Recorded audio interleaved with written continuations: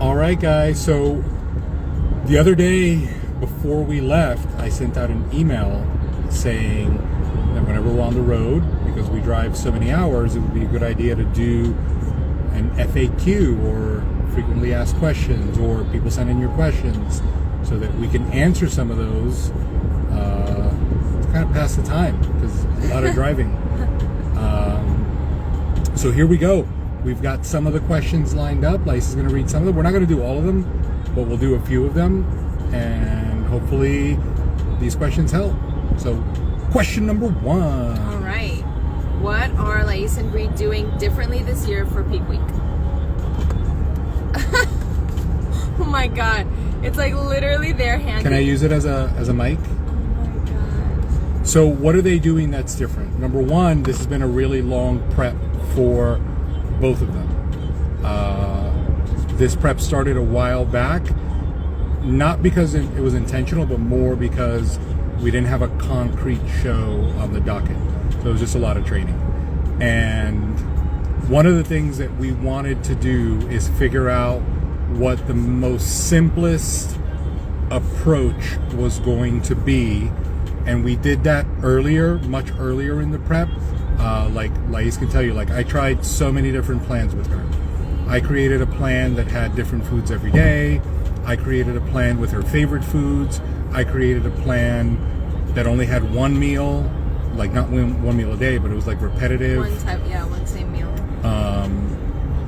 And with Bree, one of the hiccups earlier in the prep was that I didn't know what she was doing. So mostly because she didn't check in with the frequency that I like. So what ended up working out best for both of them was a carb cycle that involved some of the things that they didn't want to give up, like the protein donuts. Like they literally still had some today. Today is Thursday. We're 2 days out. Their ice cream or chocolate. And I wanted to see how their body responded from 1 week to the next, going into Saturday. So we would start that carb cycle on Sunday instead of Monday, which we normally did. And it ended up working out well for both of them. And I normally don't do that for either one of them. Normally at the end, like maybe 2 weeks out, I reduce their carbs significantly. There's a lot more training, and we didn't do either of those things for both of them. For Bree, I try to make sure that her morning walk, which is something that she does for her, was intact, and that the workouts were all things that she could do in our gym in our garage. And we switched gyms so many times with her, like With me. a lot of variety in this prep. Tons. So look, there's a halo. The sun's giving me. You're like, no halo for you. All right. What do you pack for food and supplements when traveling? That's a good one. Do you want to answer what you pack? Sure. So we actually did a whole video on it, but we basically packed everything that we've been doing up until this point. So like you said, Which is not a lot. Which is not a lot. So for example, my detox tea, I cannot live without it. So I packed it in little bottles, the exact measurement, and also in a way where it's easy to bring. The protein donuts, we made ahead of time and packed them.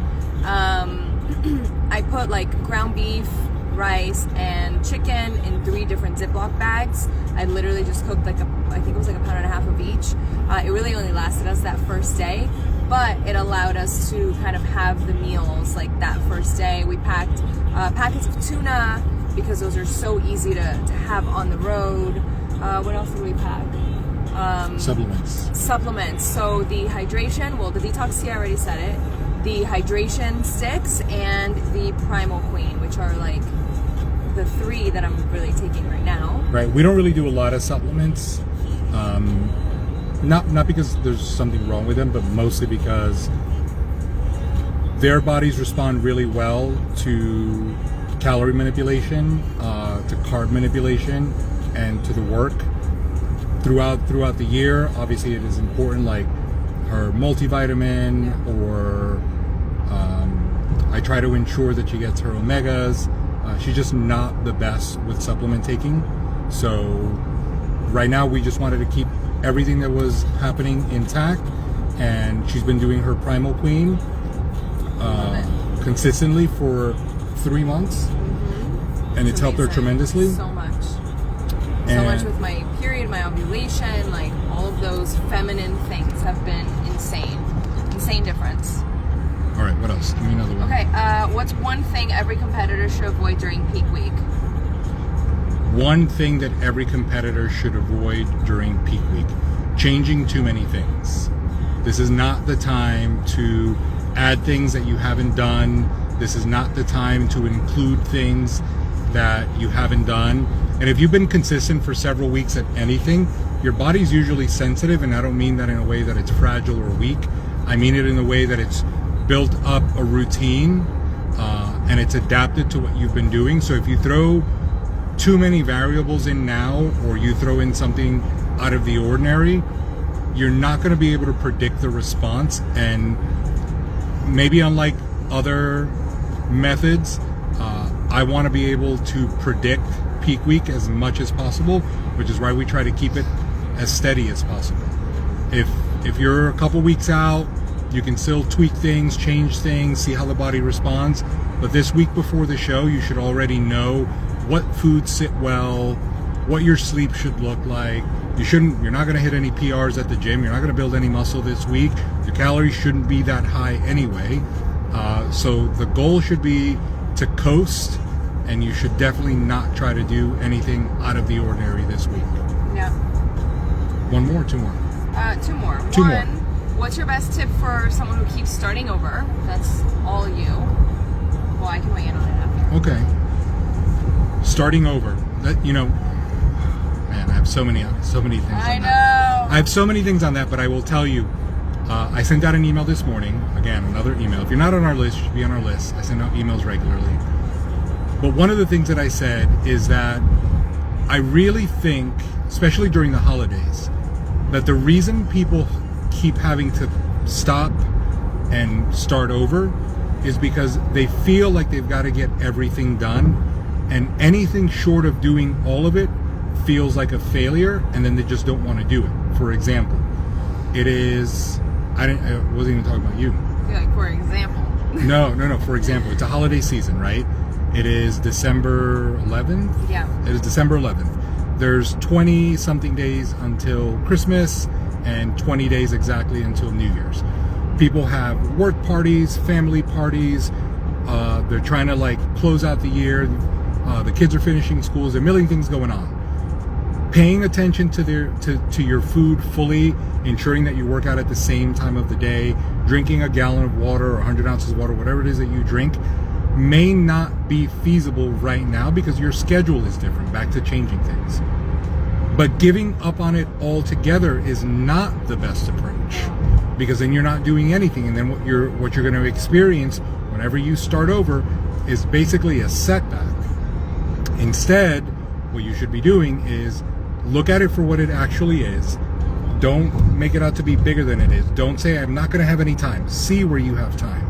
Maybe you don't have any time today, but you will tomorrow. Maybe you don't have 2 hours to go to the gym and scroll through your phone while you sit on machines like other people, but maybe you have 30 minutes to work out at home. Maybe you don't have the ability to be super meticulous with your food if that's what you normally do, because you have a lot of social functions, but you could be aware, and you could be aware of what the rest of the day looks like before you get to that social function.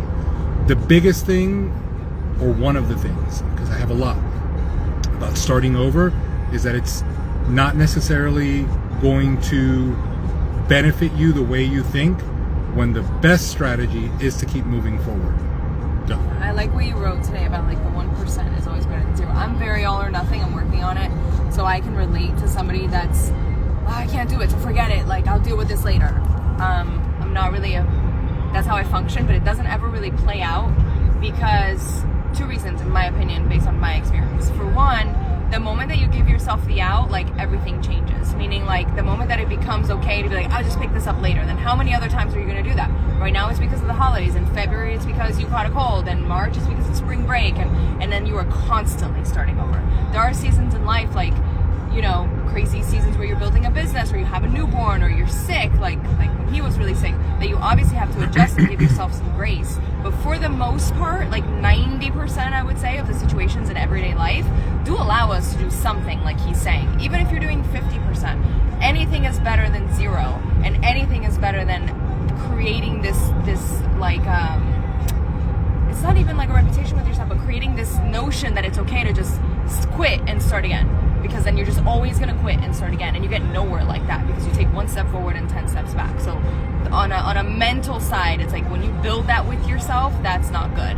And then from an actual, progress perspective, that's again never going to get you anywhere. So for me, it's like, it's hard for me for the way my brain works to do it that way, but at the same time, yes, 10% one day, 30% the next day, 5% the next day, 50% the next day, all is going to add up to so much more than 0% when you start the year, or whenever things calm down. And you're not going to have the mental part where you're like, wow, like I just keep quitting and starting over, because then that also starts a whole other loop mentally that you don't need.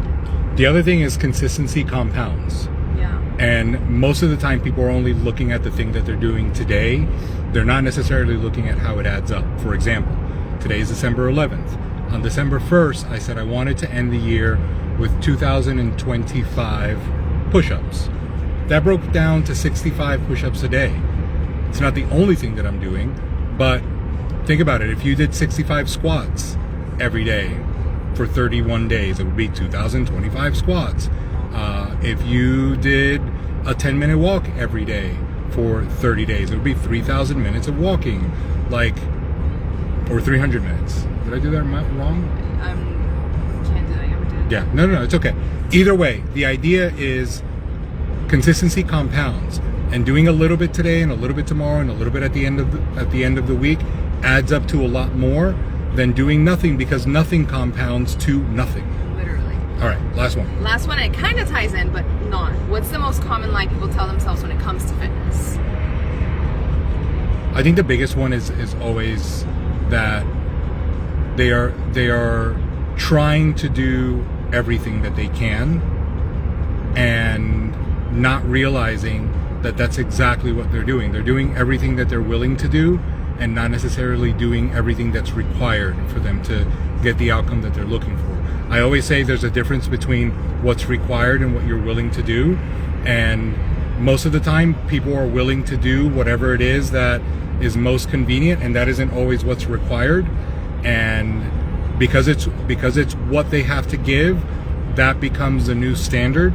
So for example, if somebody is trying to run a marathon, right, 26 miles, but they've told themselves that they only have 10 minutes every day, then that's all they're going to do. And then they blame not achieving the outcome on the goal that they set, in this case the marathon, instead of what they're willing to do versus what's required. There's so many different reasons that over the years have popped up: habits, patterns, routines, stories. But I think that identity is a huge one. But I think that as you're moving into a new year, as we are moving into a new season, the most important thing is to have clarity to what it is that you're actually looking to get out of the work that you're putting in, so that the work that you're putting in matches what is required to get to the goal that you got crystal clear on. If your goal is to step on stage like they are this weekend, are you going to be able to do the work? If your goal is to run a marathon, are you going to be able to put in the time required and the training required to go from wherever it is that you are now to 26.2 miles on race day? I agree with all of that. I also think people overcomplicate it, and they think that it requires stopping their life, which is why they're always waiting for the right moment. That's never going to happen, because life is going to keep lifing. So the overcomplication of like, oh my God, but it's so much work to work out every day. I don't have time, or to weigh my food, or to pay attention, or to, it's like, it's really not that complicated. Yes, like it does, there is a method to the madness, right? You can't just do whatever, but it takes a lot less time and a lot less effort than people think to just get organized and do the handful of things that you need to do to get to where you want to get to. And I think that it sounds like a lot to people, a lot more than it is. Like you're gonna have to sacrifice everything, or you're gonna have to stop your life, or you're never gonna be able to go out to dinner, or you're gonna be starving, or at least not the way we do it, right? So maybe that's based on how we do it. But in general, I think that people overcomplicate it. I think that they think it's gonna take over their life, whether it's with time or with compromises or things that you're gonna have to give up. And I don't think either one of those things has to be true. I think some people do it that way, but I don't think that it has to be that way. It's not as complicated. All right, guys, it is Thursday. We are on the road for still a few days. So if we have more questions to answer, we'll do another video. Yeah. And then we've got another drive on the way back. But if you have more questions, or if this brought up another idea or a different perspective, drop it in the comments. We'd be more than happy to chat and dialogue about any questions or ideas or comments that you have. So till next time,